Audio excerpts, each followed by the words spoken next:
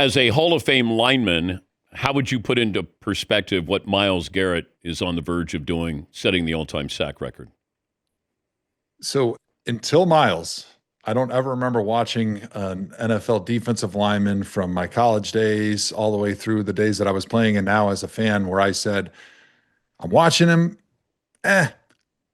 I don't think that I can block him more than my fair share when I'm at my best. And that's what I say about Miles when I watch him. I played against him when he was a rookie and I was in my last season, and I barely had a chance to try to block him and get a glove on him then. And he's like 30, 40% better than he was at that time.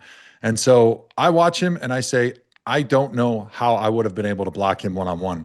And I think that's the mentality that a lot of offenses, basically every offense that he's gone against this season, has said, because nobody's blocking him one-on-one. Even the best tackles in the game right now are not allowed to go against him one-on-one because he is so dominant. There's nobody in the game that can block him consistently throughout the course of an entire game. How surprised were you that he kind of took back the trade request when the Browns were willing to make him the highest paid defensive player?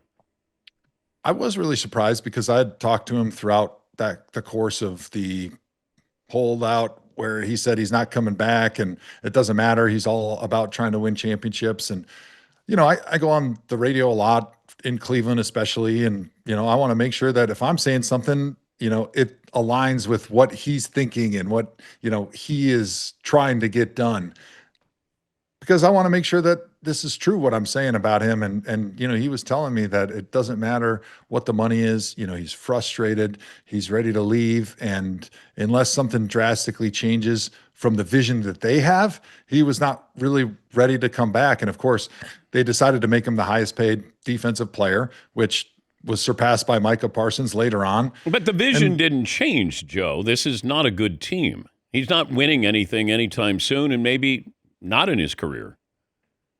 Yeah, I agree. So I'm trying to tell you that they must have said something in their little witch's brew that they had going on before they gave him that drink. I think they just said, how does $40 million feel? We're not going to win anything. $40 million? All right, you know what? I don't need to win. I think it was partly that, but I do think that they had convinced him of some vision that was more convincing than the fans have gotten of, hey, we're going to win a championship. You're going to be part of it. And I think a lot of it probably honestly had to do with Jim Schwartz on defense, as his defensive coordinator loves him.